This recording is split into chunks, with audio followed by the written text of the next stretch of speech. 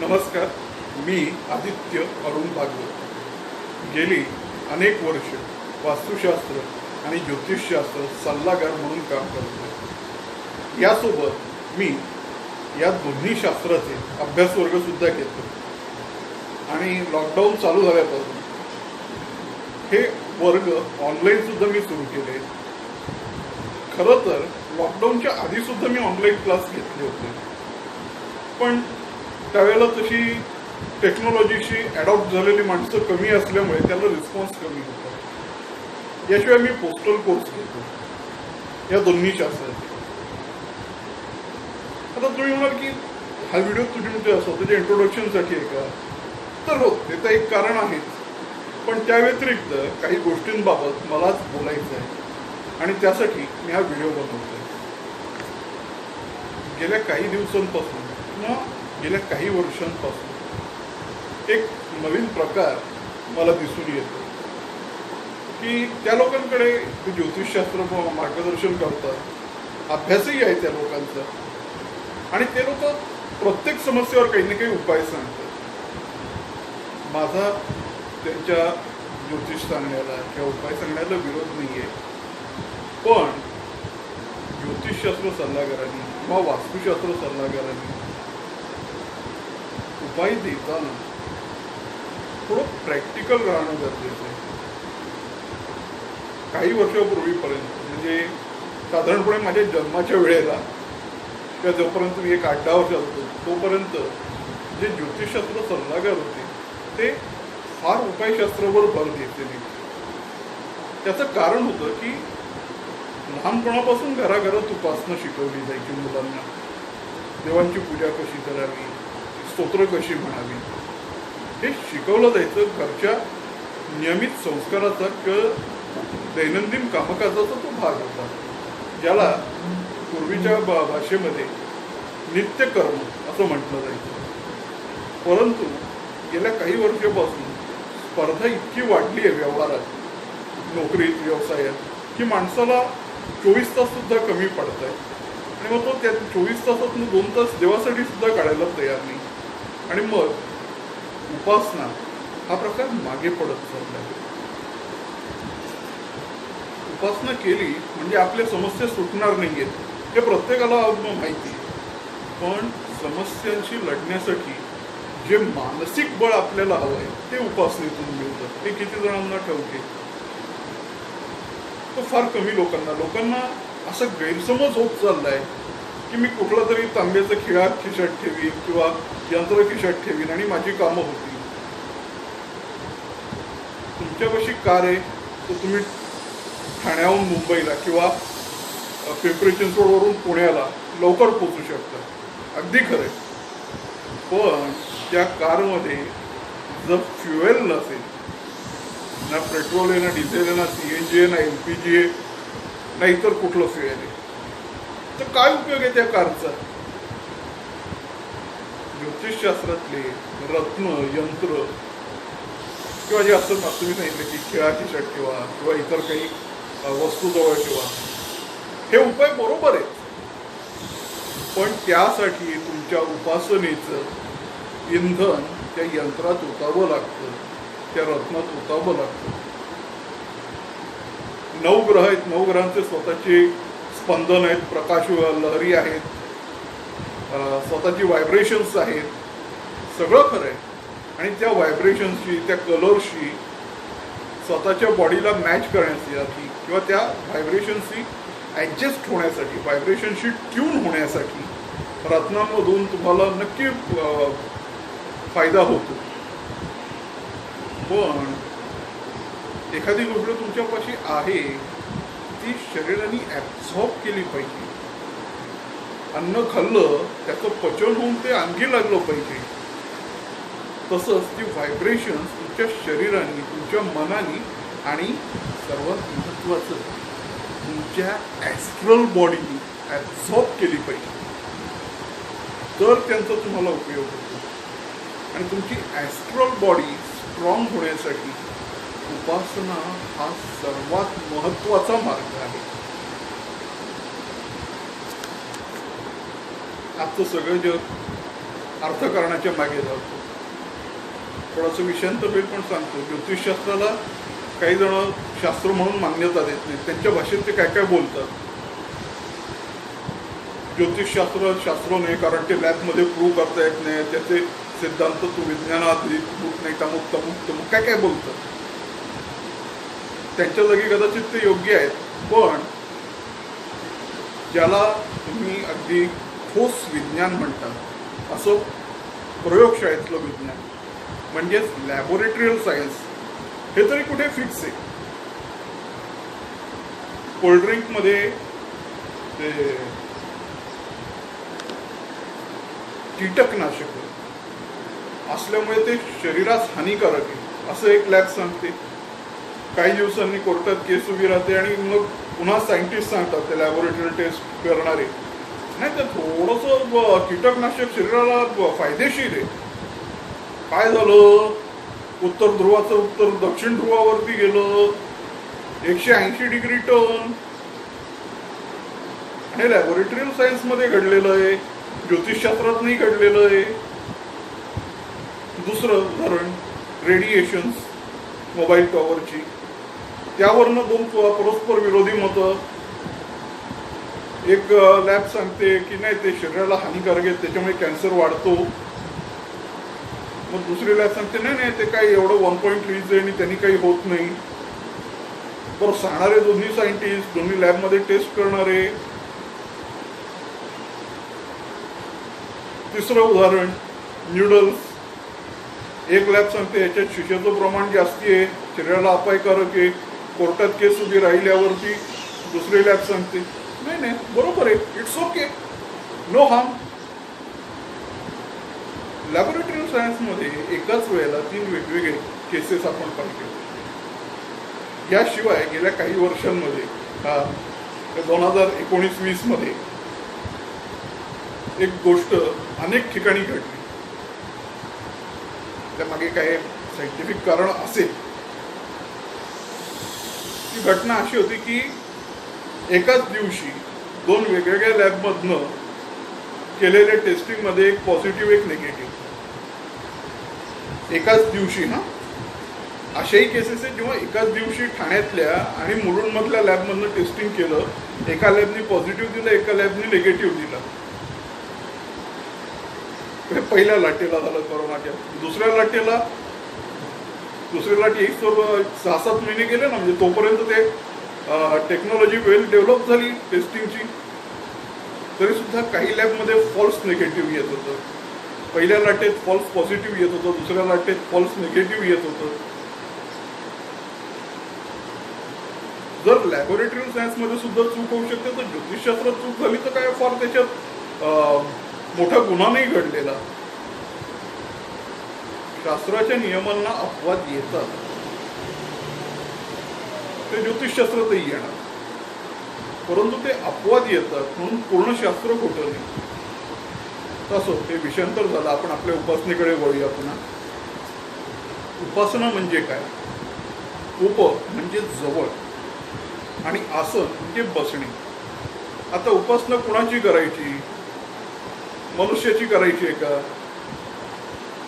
करता येते. गोंधळून जाऊ नका.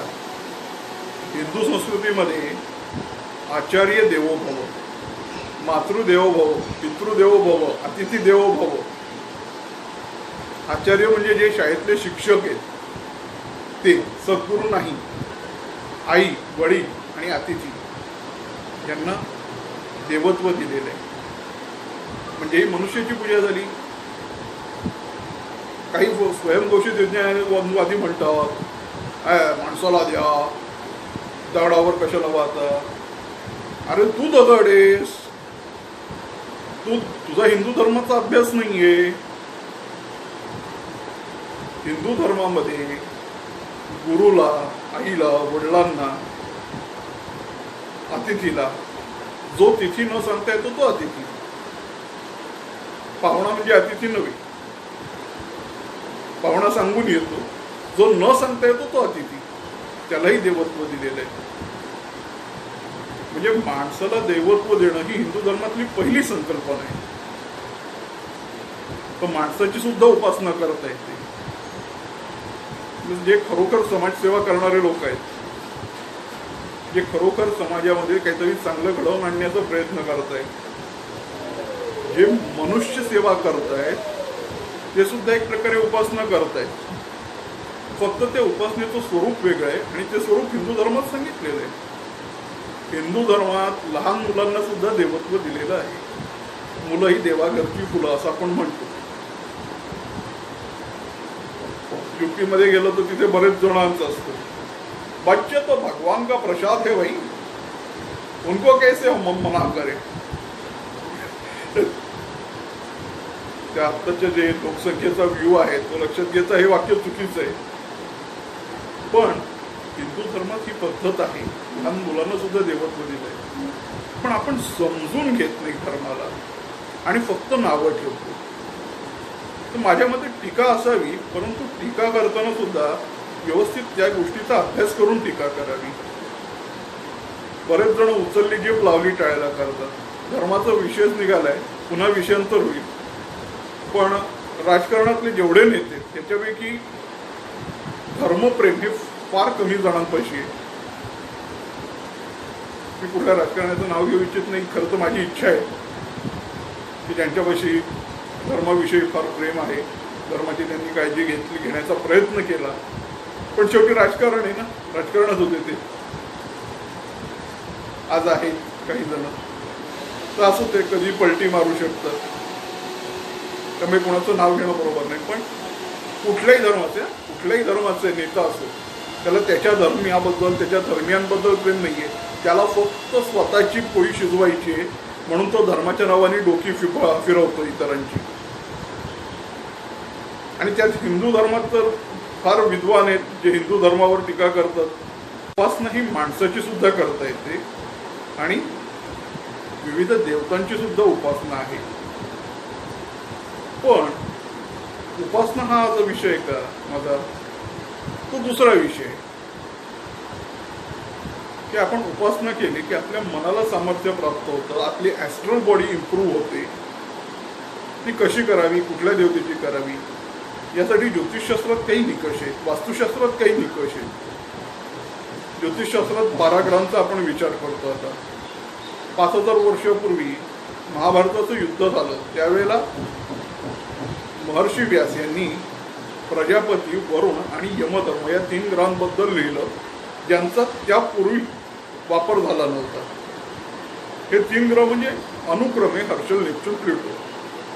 त्यांची आपल्याकडे काही ठिकाणी वेगळी नावं दिलेली आहेत मराठी लोकांनी, त्या भारतीयांनी. यमधर्माच्या लोकांना भीती वाटते म्हणून काहींनी कुबेर केलाय, काहींनी त्याचा इंद्र केलाय. पण ऑथेंटिक नावं त्यांची प्रजापती, वरुण आणि यमधर्म. हे ग्रह झाले, यांचा अजून अभ्यास आपल्याकडे चालू आहे ज्योतिषशास्त्रात. पण याच्यामध्ये हर्षल आणि नेपच्यूनचे मंत्र सुद्धा व्यासांनी दिलेले आहेत, फक्त ते वेगळे दिलेले आहेत. ते मी एखाद्या वेगळ्या व्हिडिओत टाकीन. प्रत्येक ग्रहाची स्पंदनं, त्याच्या प्रकाश लहरींचे तरंग हे विचारात घेऊन त्या तरंगांना, त्या व्हायब्रेशन्सला ट्यून होण्यासाठी, व्हायब्रेशन्स, वेव्स यांच्याशी आपली बॉडी आयदर ट्यून होते किंवा ट्यून होत नाही. हार्मोनी डिस्टर्ब करत असतील ते, तर आपली बॉडी त्याला, आपलं माइंड त्या गोष्टीशी ॲडजस्ट होत नाही, ट्यून होत नाही. आणि असं जेव्हा होतं, मोस्ट ऑफ द टाइम तो ग्रह बिघडलेला आहे हे आढळून येतं. याला अपवाद येऊ शकतं.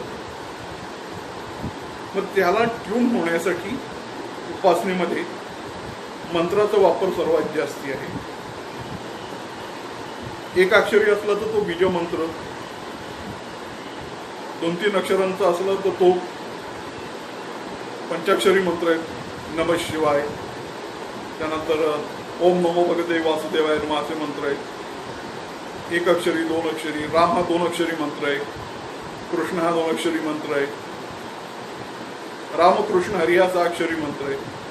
त्याचं फुल फॉर्म जर करायला गेलं तर हरे राम राम राम हरे हरे, हरे कृष्ण कृष्ण कृष्ण हरे हरे असं होतं. प्रत्येक शब्द हा मंत्र आहे. मंत्रशास्त्राचा अभ्यास केला तर समजेल, परंतु एका छोट्या व्हिडिओत सगळं सांगणे शक्य नाही. तो मंत्र, स्तोत्र हे ध्वनी स्वरूपात त्या व्हायब्रेशन्सना, त्या वेव्सना स्वतःशी ट्यूनअप करण्याचं एक टूल आहे. टूल म्हणून त्यांचा वापर झालेला आहे. या टूल्सचा आपण वापर करणारच आहोत, पण या टूल्सचा वापर करण्यापूर्वी काही गोष्टी आपण लक्षात घेतल्या पाहिजे. इंजिनिअरिंगमध्ये किंवा मेडिकलमध्ये ज्या टूल्स हातात देतात ती कशी वापरायची, का वापरायची हे सांगितलं जातं. ज्योतिषशास्त्राचं इथे महत्त्वाचं आहे. तुम्हाला माहिती आहे की रवीची एनर्जी या व्यक्तीच्या पत्रिकेत बिघडलेली. मग रवीची एनर्जी बिघडलेल्या माणसाचं काय होतं? त्याच्याकडे आत्मविश्वासाची कमतरता असते, निर्णय क्षमतेची कमतरता आहे. त्याला जर गायत्री मंत्राचा जप सांगितला तर ती भरून निघेल. आपल्याला आजार कळला, त्याच्यावरचं टूल काय ते कळलं, त्याचा वापर कसा करायचा हे आपल्याला ठाऊक आहे की रोज याला 108 वेळा सांगितला, 1008 वेळा सांगितला, अशा प्रकारे आपण त्याचा वापर करू शकतो. पण फक्त एवढं करणं पुरणार आहे का? नाही. का नाही? तर आपल्याला हे सुद्धा ठाऊक असलं पाहिजे की रवी बिघडला म्हणजे काय झालं, कशाने बिघडला. आता इथे थोडंफार आपण तर्क चालवू शकतो, आपल्या कल्पनाशक्तीचा विलास करू शकतो, पण तो करण्यापेक्षा जे धर्मग्रंथांमध्ये सांगितलेलं आहे त्याचा आपण आधार घेऊ. तर भगवद्गीतेमध्ये काय सांगितलं हे मी सांगतो. इतर धर्मग्रंथांमध्ये सुद्धा हेच असू शकेल, पण ते त्या धर्मग्रंथाचा अभ्यास केलेले लोक सांगतील तर जास्त योग्य होईल. भगवद्गीतेत म्हटलंय की आपण जे कर्म करतो तेच आपल्याकडे परतून येतं. जे आपण कर्म करतो तेच आपल्याकडे परतून येतं. म्हणजे काय की नशीब जे आहे आपलं आजचं ते कधीतरी आपण केलेल्या कर्माचा हा प्रतिसाद आहे. कधीतरी काहीतरी केलं होतं ते आता आज परतून आलेलं आहे. काय परतून आलं?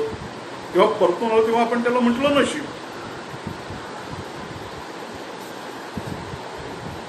म्हणजेच काय की आपलं एखाद्याच्या पत्रिकेत रवी बिघडलाय तर तो बिघडण्यामागे त्याची गतजन्मीची काहीतरी कर्म आहे हे ज्योतिषशास्त्राच्या लक्षात आलं पाहिजे.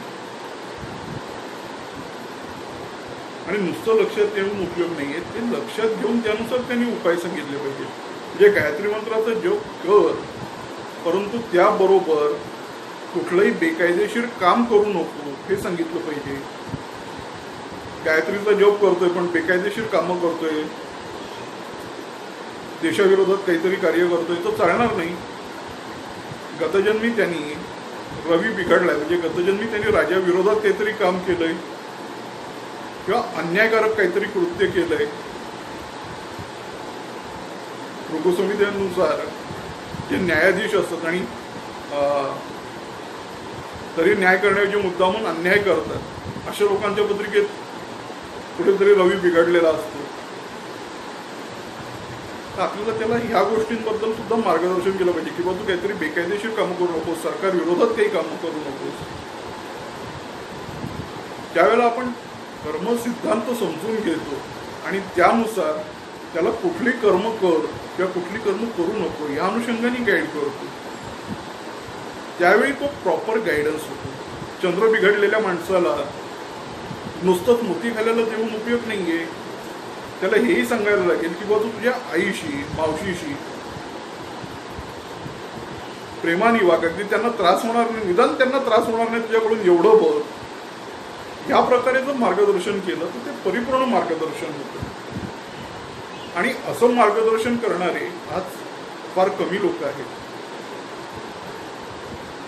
जे इतर लोक करणारे त्यांच्याबद्दल मला काही वाईट म्हणायचं नाहीये, परंतु कुठेतरी त्यांचा जो कल आहे तो लोकांना फक्त समस्या मुक्त करण्याकडे, ह्या गोष्टीचं सखोल ज्ञान त्यांच्याकडे नसल्यामुळे कदाचित कोणी चांगलं मिळालं नसेल, त्यामुळे ते अपरिपक्वपणे ज्योतिष वास्तू मार्गदर्शन करतात आणि त्यातून समाजाचं नुकसान होतं.